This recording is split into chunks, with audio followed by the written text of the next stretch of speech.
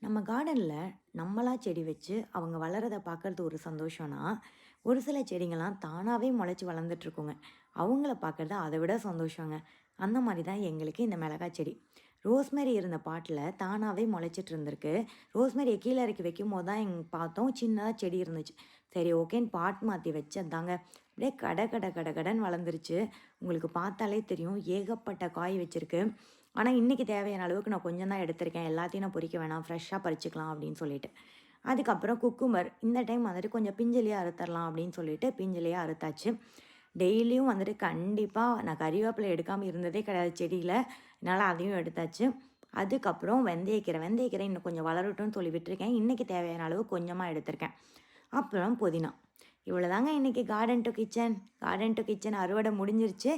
இன்னைக்கு எங்க வீட்டு கிச்சன்ல என்ன டிஷ் அப்படின்னு பார்த்தீங்கன்னா, மேத்தி சப்பாத்தி அண்ட் குருமா.